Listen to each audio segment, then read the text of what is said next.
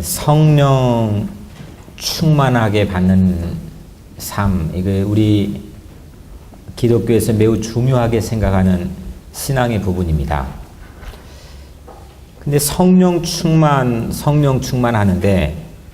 성령 충만을 우리가 어떻게 판단하고 저 사람 정말 성령 충만한 사람이구나 알 수 있을까요?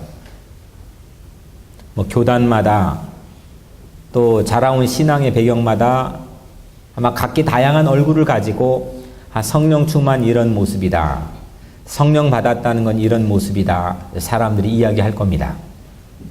성경이 성령이 일하시는 모습은 이런 모습이다라고 두 가지로 얘기합니다. 첫 번째, 성령을 받으면 예수님을 증거합니다. 하지 말라고 해도 예수님을 말합니다. 희한합니다.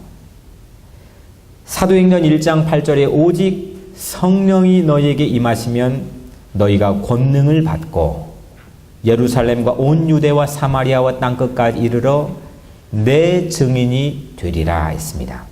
성령을 받으면 어떤 권능, 어떤 파워가 생기느냐? 예수님을 증거할 수 있는 증인의 힘을 얻습니다. 두 번째로, 성령을 받으면 주체할 수 없는 기쁨이 밀려옵니다. 마음속에서 새로운 거 본 것도 없는데 막 기쁨이 솟구쳐 오릅니다. 로마서 14장 17절, 오직 성령 안에는 의와 평강과 희락이니라 했습니다. 성령의 9가지 열매 가운데 두 번째도 기쁨입니다. 희락입니다. 캐톨릭에는 성인을 만드는 이 사성식이라고 하는 의식이 있습니다.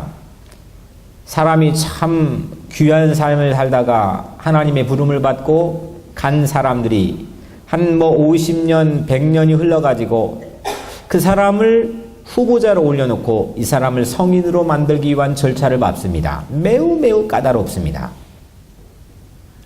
그런데 그 사람에게, 이미 하나님의 부름을 받은 그 사람에게 이 심사위원들이 첫 번째로 묻는 질문이 있습니다. 그 질문이, 정말 저 사람이 살았을 때에 착한 일도 하고 무슨 일도 하고 여러 가지 사역을 했는데 정말 기쁨의 증거가 있느냐? 이걸 먼저 물어본답니다. 신기합니다. 여러분들이 이 땅의 삶을 다 마감하고 하나님의 부름을 받고 난 다음에 여러분들의 자녀들이나 주변 사람들이, 우리 아빠 정말 기쁘게 삶을 살았어.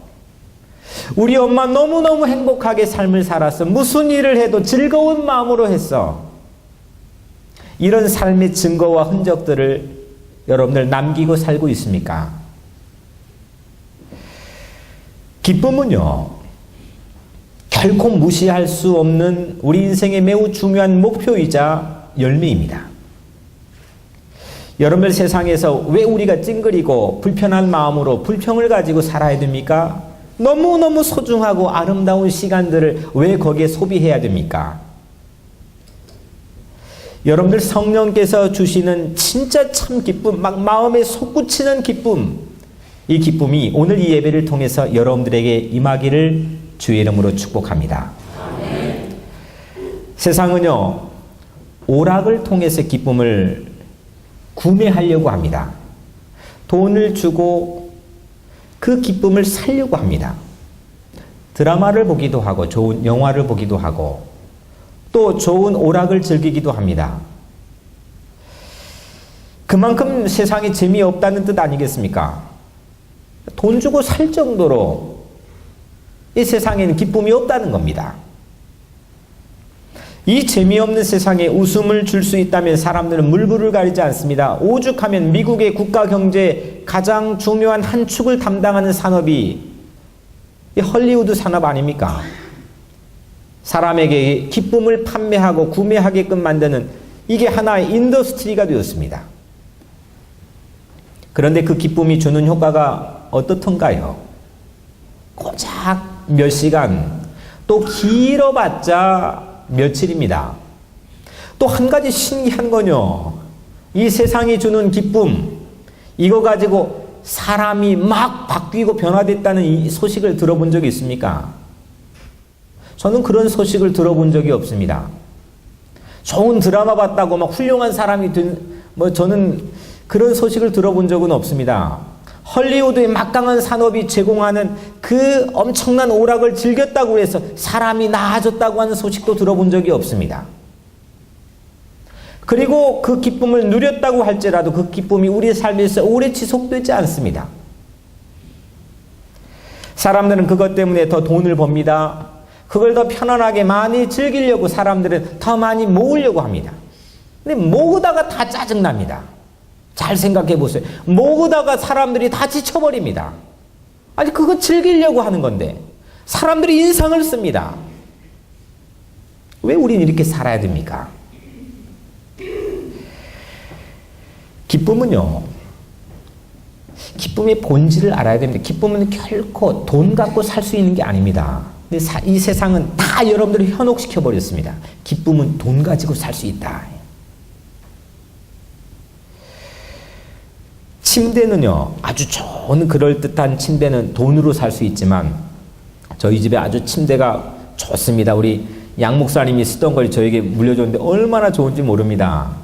근데 이 침대는요, 돈 가지고 더 좋은 것도 살 수 있습니다. 근데요, 여러분들 잠은 돈 주고 살 수 없는 겁니다. 기쁨도 마찬가지로 돈 갖고 살 수 있는 게 아닙니다. 성령은 돈으로 살 수 없는 그 기쁨을, 그 놀라운 기쁨을 우리에게 제공해 주십니다. 오늘 이 예배 안에서 여러분들 세상이 줄 수 없는 기쁨, 그 놀라운 평화, 그 기쁨이 여러분들에게 임하기를 주의 이름으로 축복합니다. 우리 교인들 얼굴을 잘 보세요. 점심 먹을 때 저는 매주일 봅니다. 너무 좋아가지고 그 자리를 떠나지 않고 그냥 계속 돌아다니는 거예요.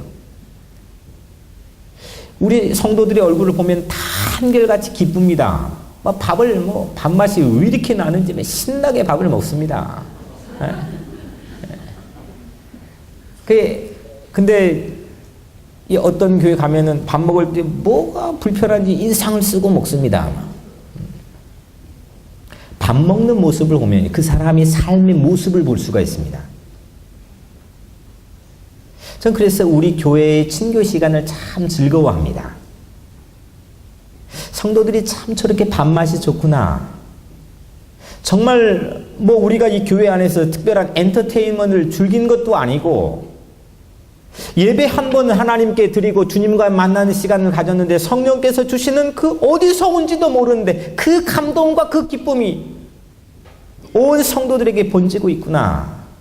저는 이게 바로 복음의 능력이고 성령의 능력이라고 확신합니다. 성경은요, 오늘 참 기쁨이 무엇인지 정말 아름다운 시 하나를 우리에게 소개해 줍니다. 6절밖에 안 되는, 6년밖에 안 되는 이 짧은 시인데 특별히 3절에 우리는 기쁘도다.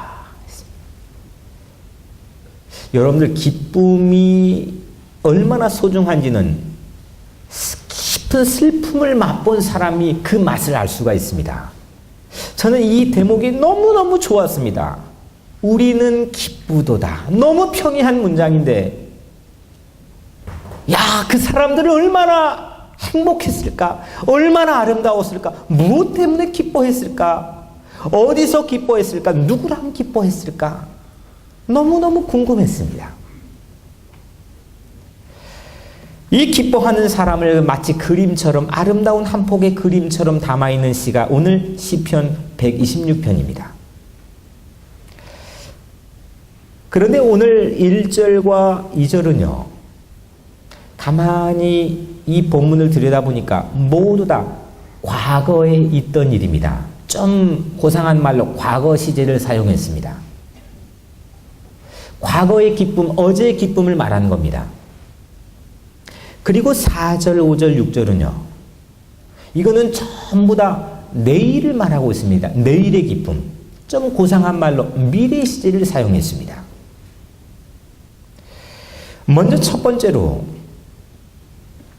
과거에 하나님께서 행하신 큰 일 때문에 이 사람들이 기뻐했습니다. 여러분들, 과거에 기뻐한 일을 생각하는 사람은 웃을 수가 있습니다.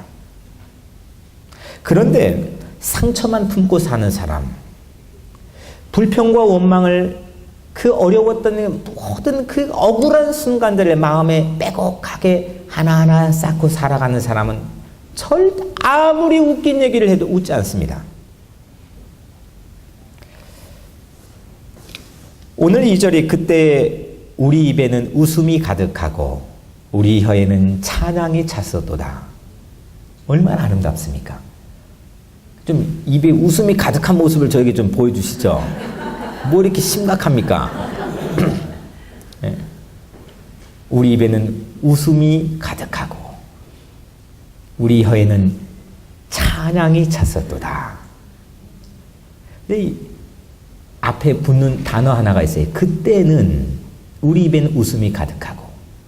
그때가 언제냐? 오늘 1절을 보니까요. 여호와께서 시온의 포로를 돌려보내실 때에입니다. 이스라엘이 바벨론 포로에서 시온성 예루살렘으로 돌아올 때 주체 못하는 기쁨으로 입안이 가득했다는 겁니다. 여러분들, 바벨론 포로 생활이 70년이었습니다. 아니, 말이 70년이죠. 그 70년 동안 포로로 끌려가지고 얼마나 험한 꼴 받겠습니까? 얼마나 억울한 상황들이 많이 있었겠습니까? 얼마나 깊은 상처가 그 가족의 자녀들에게 얼마나 많이 있었겠습니까? 우리가 이민 생활하면서 받았던 서름이나 억울함이나 상처 비교가 되겠습니까? 그런데 그 사람들은 나라의 주권을 빼앗기고 포로로 막 짐승처럼 끌려간 겁니다. 거기에서 노예보다 못한 짐승 취급을 받았습니다. 얼마나 생각만 해도 몸서리 쳐지는 그런 상처들이 머리의 기억과 마음의 가슴에 손과 발에 다 들어가 있겠습니까? 그거 기억하고 살면요, 그 사람들 정신병자 걸립니다. 이런 아름다운 시가 나올 수가 없습니다. 이 70년 동안 포로 생활을 다람쥐 쳇바퀴들씩 계속 돌리고 딱 하고 내놓으면요, 이 사람들 그거 생각하고만 살면 이 사람들 다 미쳐버립니다. 그런데 포로에서 예루살렘으로 돌아오던 때에 과거에 받았던 상처가 생각이 나질 않습니다. 그 억울하고 험한 꼴 봤던 모든 장면들이 마음에 떠오르질 않는 겁니다.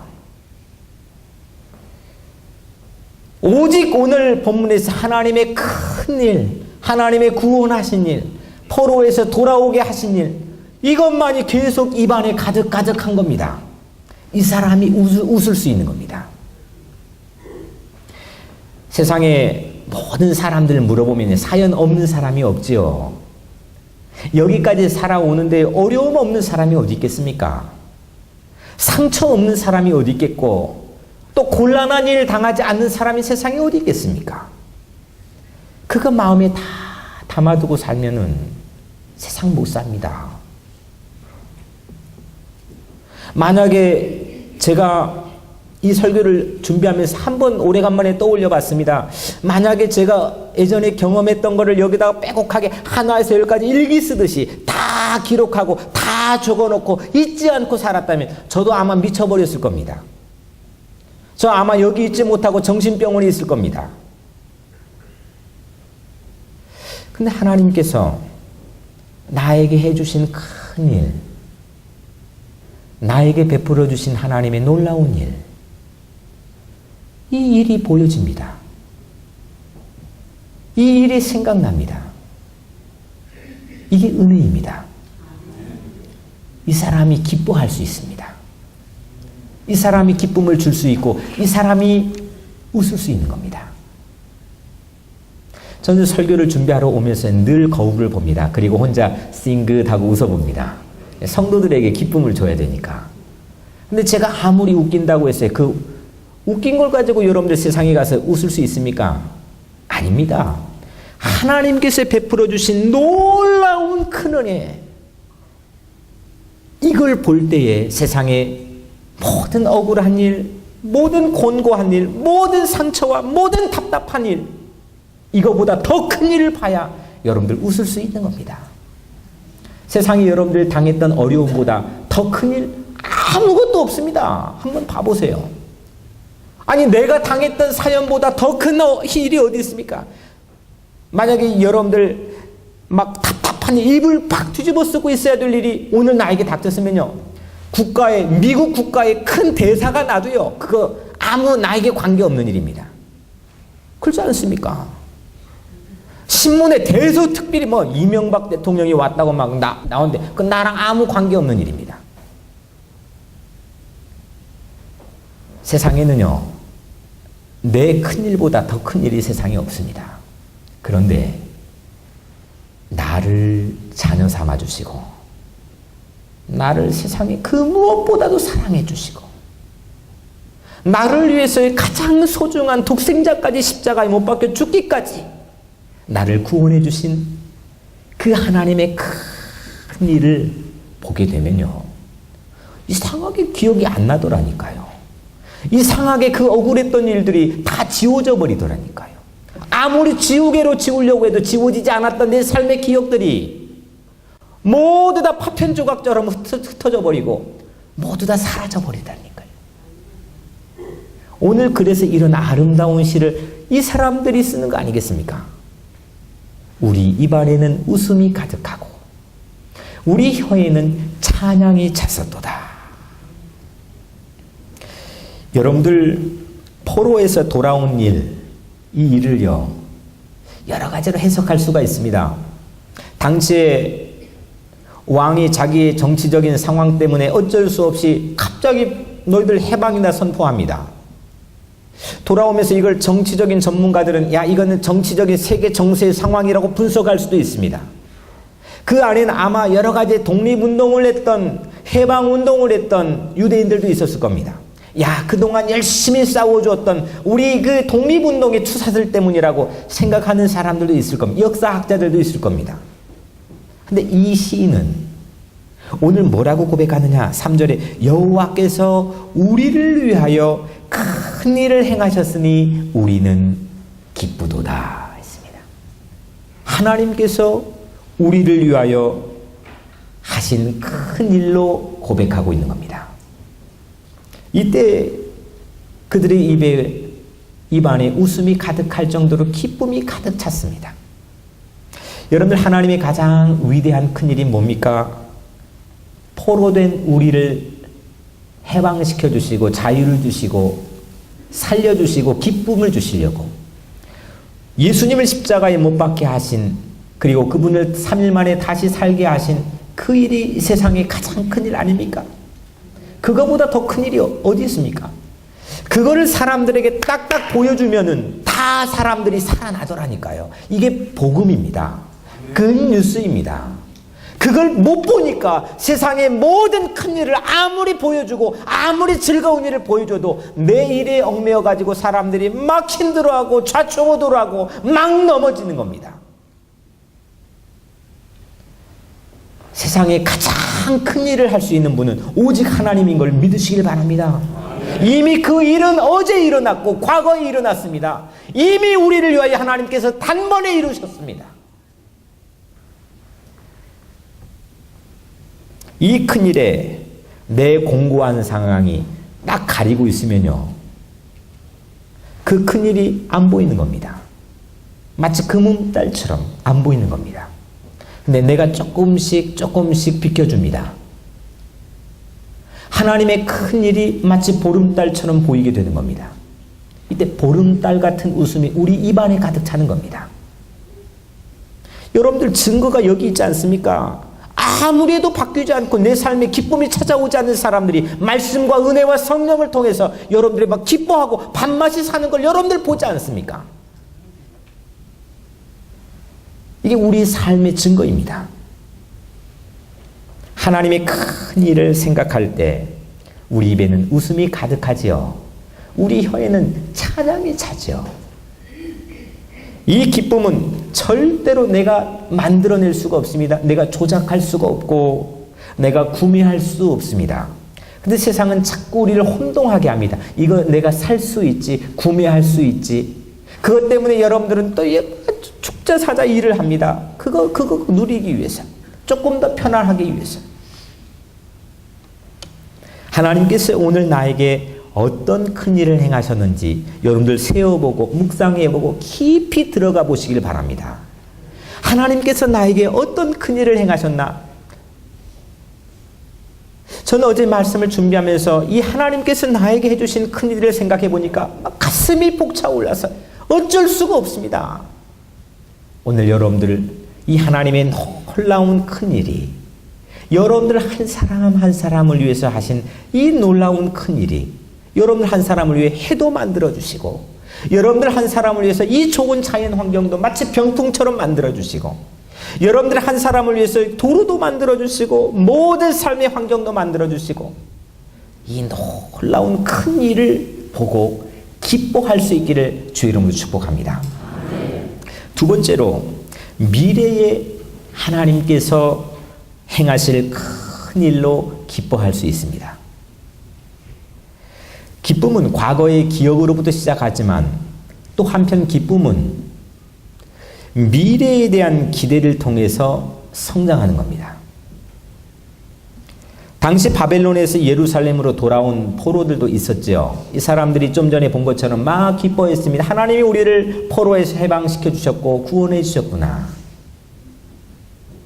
그런데요, 아직도 당시 역사적 상황에서, 그리고 오늘 시편의 4절, 5절, 6절을 보니까 아직도 거기에서 돌아오지 못한 포로들이 거기에 남아 있었습니다.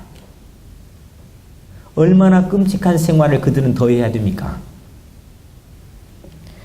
그런데 미래의 하나님께서 저 사람들도 우리처럼 우리에게 돌아오게 해 주시겠지. 이 하나님의 놀라운 큰 일을 또 기대하면서 이 사람들이 기뻐하는 겁니다.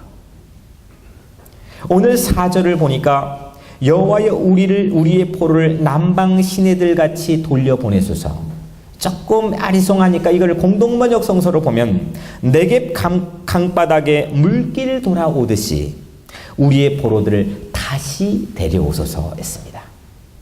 그러니까 거기에 아직 남아있는 포로들을 마치 네겝의 사막에 시내가 흐르는 것처럼, 사막에 어떻게 시내가 흐릅니까?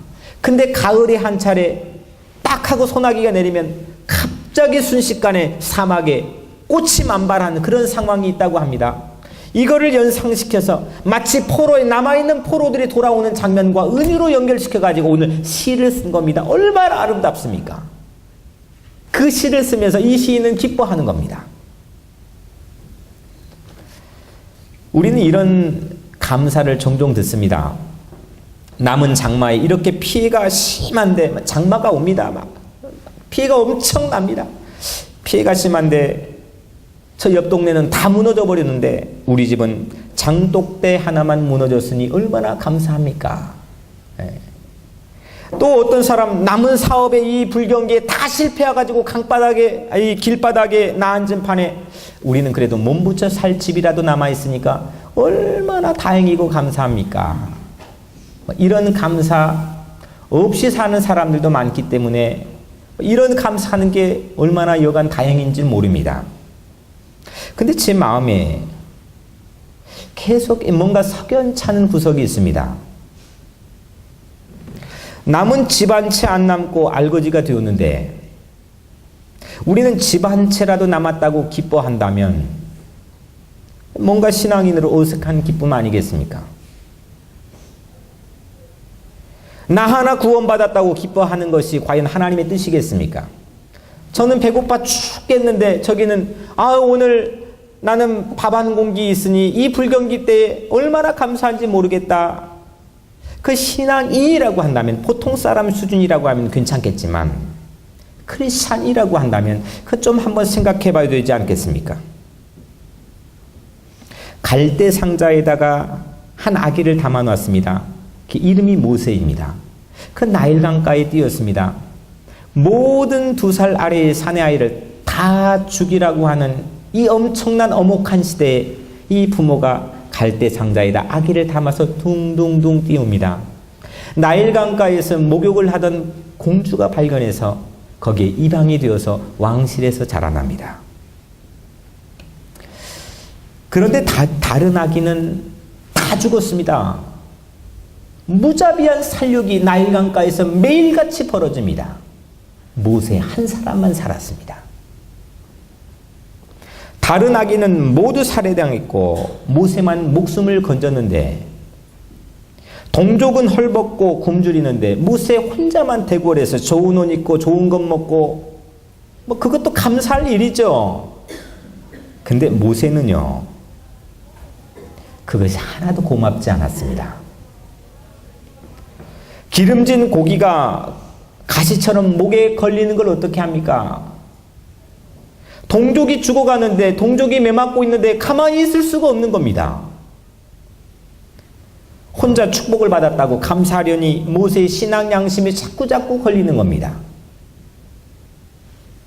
모세의 기쁨은 다 함께 잘 먹고, 다 함께 잘 입고, 다 함께 잘 사고, 다 함께 자유를 누리는 민족의 해방에 있었습니다. 우리 교회는 나 혼자 구원받았다고 기뻐하는 수준, 그 수준에 그치지 않고 어려운 이웃들이 잘 될 일을 기대하면서 기뻐하면 좋겠습니다. 죽어가는 영혼을 구원하는 하나님의 놀라운 큰 일을 기대하면서 기뻐할 수 있는 우리 교회가 되면 좋겠습니다. 저도 가끔 뜨끔뜨끔 스스로가 놀랄 때가 있습니다. 우리 교회가 잘 되고 또 우리 교회가 성장하면 가끔 제 마음에 불현듯 이 지역에 개척교회를 하는 어려운 성도들이 생각이 납니다.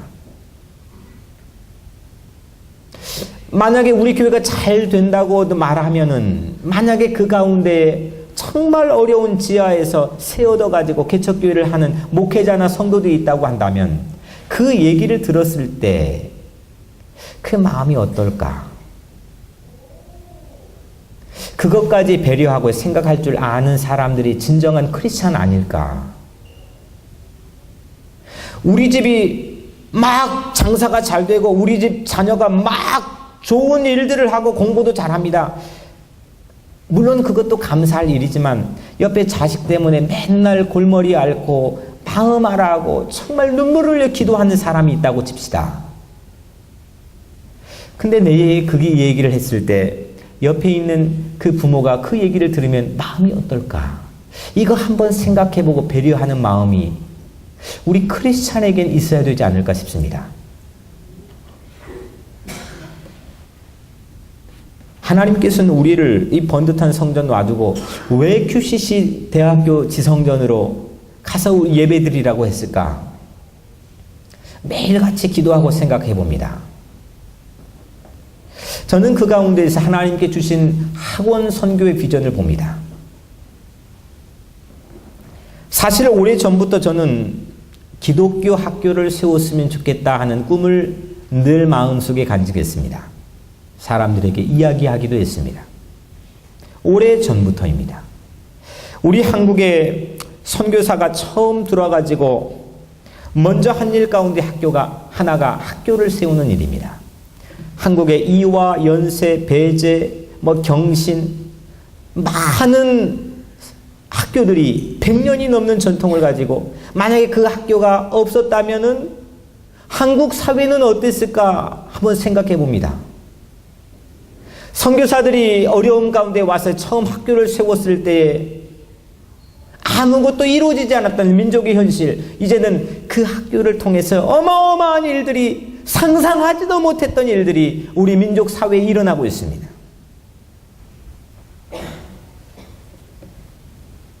통계 한 자료를 보니까요, 미션 스쿨에 다니는 학생들이 그들이 이제 평생을 살고 죽기 전까지 언젠가는 살아있을 때 예수님을 영접하고 믿을 확률이 80%라는 겁니다. 학교 하나 세우면 거기를 통과한 모든 크리스찬들이 언젠가는 예수를 믿고 영접할 확률이 무려 80%라는 겁니다. 그런데 요즘 한국에요, 교회 하나를 세우면요, 예수 믿게 할 확률이 고작 맥시멈 해봤자 20%입니다. 우리나라 인구 대비 기독교 인구가 20%니까요. 18%에서 20%입니다.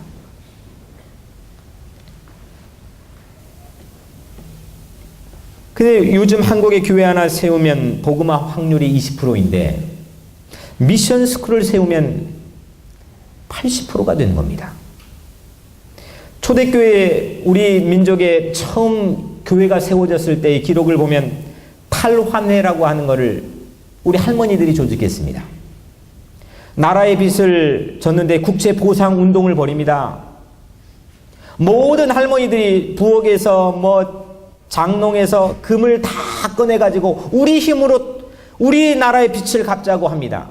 그때 남은 돈을 가지고 이 할머니들이 가장 먼저 한 게 뭐냐? 교회를 짓는 것보다 더 먼저 한 게 기독교 학교를 세우는 일이었습니다. 예배당 세우는 게 나쁘다는 게 아닙니다.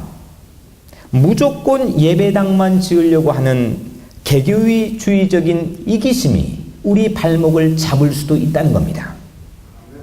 중세시대가 이를 증명하고 있지 않습니까? 그걸로 다 타락해버리고 그 성전 지으려고 돈을 모으려고 면죄부를 판매하고 그래서 모든 교권이 타락해버리는 게 오랜 몇백 년의 역사로 우리 삶의 증거가 되지 않습니까? 우리가 기독교 학교를 당장 세우기에는 좀 벅찰 수가 있습니다. 그런데 학교를 세우지 못하거나 또 세우기 전이라도 얼마든지 할 수 있는 한 가지 방법이 바로 학원 선교 방법입니다. 우리 큐시스 지성전 안에 있는 세상에 모여든 다인종 수천 명의 젊은이들이 그 안에 있습니다. 뉴욕만큼 대학교가 많이 있는 도시도 없습니다. 거기뿐입니까? 이미 세워져 있는 기독교 학교를 지원하거나 아니면 학원 선교를 위해 헌신하는 단체를 만들거나 그들을 지원하는 방법. 우리 교회도 그런 일들이 일어났으면 좋겠습니다. 굳이 제가 먼저 말하지 않아도 이런 설교를 듣고 여러분들 자생적으로 우리 자발적으로 자원하는 마음으로 학원하는 선교를 우리 한번 만들어보자. 학원 선교의 뜻이 있는 교인들이나 오늘 이 방송 설교를 듣고 학원 선교에 여러분들 한번 생명을 걸어보고 싶은 사람들이 있다면 여러분들이 서 있는 삶의 자리에서 그를 위해 기도하고 그를 위해 투자하고 함께 마음을 모으는 겁니다. 우리는 모두 다 빚진 자입니다. 영적인 국제 보상 운동을 해야 됩니다. 영국에서 공부할 때 한국에 방문했습니다. 김제 금성여중이라는 데가 있는데 거기는 큰 미션 스쿨입니다. 거기에 제가 초청을 받아 설교를 하러 갔습니다. 1000명의 여중생들이 강당에 모여가지고 예배를 드립니다. 수없는 사람들입니다. 제가 그때 그런 생각이 불현듯 순간 스쳤던 기억이 있습니다. 그곳에서 이 1000명이 넘는 학생들 가운데 장차 기독교 교사들이 나오겠지 생각했습니다. 만약에 한 사람의 교사가 30년을 은퇴할 때까지 봉직한다고 할 때 한 해에 30명씩만 해도 30년이면 3000명 이 사람들에게 복음을 전할 기회를 얻는 겁니다. 그러면 1000명, 제가 복음을 전한 1000명의 1%만 기독교 교사가 된다고 해도 10명만 기독교 교사가 된다고 해도 3만 명에게 1년에 3만 명에게 그 기독교 학교를 통해서 복음을 증거할 수 있는 기회를 얻는 겁니다. 여러분들 우리가 아무리 혼자 우리 교회가 복음을 전한다고 해도요 3만 명에게 쉽게 복음을 전할 울타리를 이 펜스를 갖기가 어려운 겁니다. 기독교 학교 하나 세우니까 장기적으로 이 씨앗을 하나 심으면 엄청난 인재를 양성하게 되고 수없는 사람들에게 복음을 증거할 수 있는 기회를 얻게 되는 겁니다. 우리만, 내 교회만, 나만 이런 신앙에서 우리는 벗어나야 됩니다. 더 넓은 시야를 가져야 됩니다.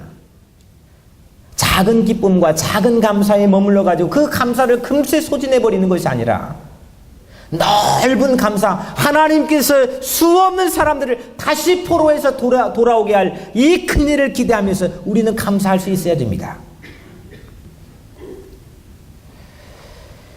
오늘 하나님의 법칙은 반드시 뿌릴 때 거둘 수 있습니다.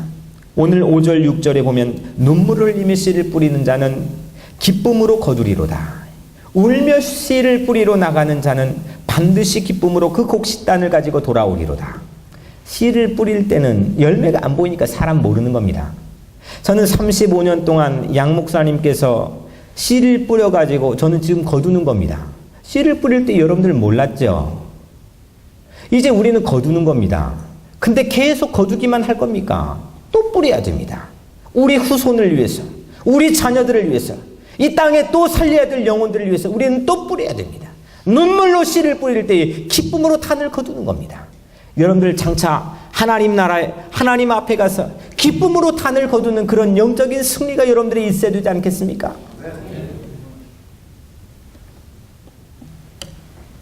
저는 오늘 이 설교에 특별히 도전을 받는 성도들이 반드시 있을 거라고 생각합니다. 그리고 기도했습니다. 학원 선교에 생명을 걸 그런 사람들이 모이기를 축복합니다. QCC 지성전으로 모이기를 소망합니다.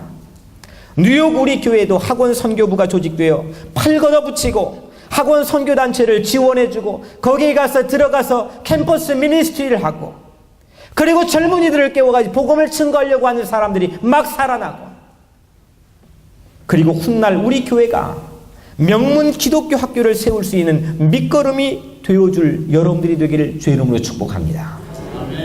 꿈을 꾸면 되는 겁니다. 반드시 되더라니까요.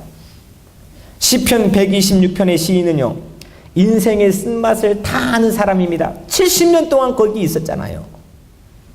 포로기에 맛보았던 쓴맛이 뼛속 깊이 사무쳐 있는 사람입니다.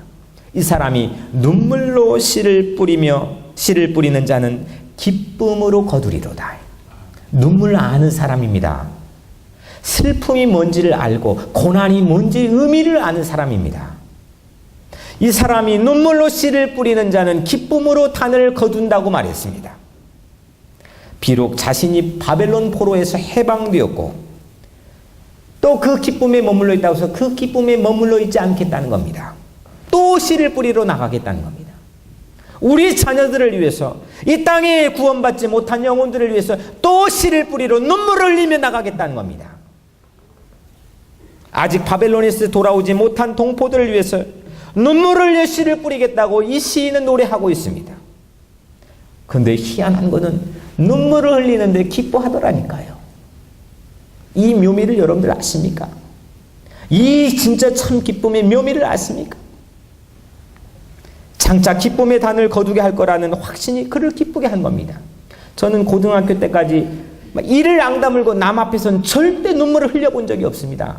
절대 안 울었습니다. 눈물 하나도 보이지 않았습니다. 하나님께서 나에게 참 기쁨을 주시니까 맨날 웁니다. 설교할 때도 웁니다. 이거는 마음에 하나님이 주신 기쁨 때문에 차고 넘쳐가지고 우는 겁니다. 오늘 이 시인이 그걸 이야기하고 노래합니다.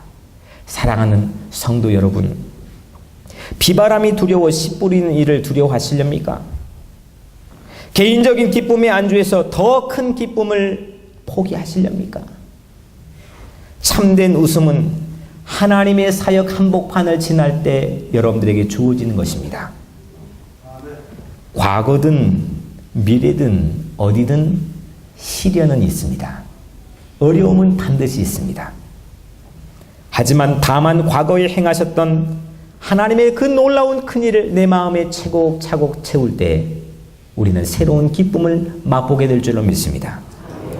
또한 하나님께서 내 개인적인 기쁨에 만족하지 않고 하나님의 큰일, 또 다른 이웃들에게 행하실 큰일을 기대하며 희망하며 마음속에 채워나갈 때 내 입안에는 웃음이 가득 차고 내 혀에는 찬양이 가득 찰 줄로 믿습니다. 오늘 이 아름다운 시 한 편이 여러분들의 노래가 되고 여러분들의 시가 되고 여러분들의 이야기가 되기를 주의 이름으로 간절히 축복합니다.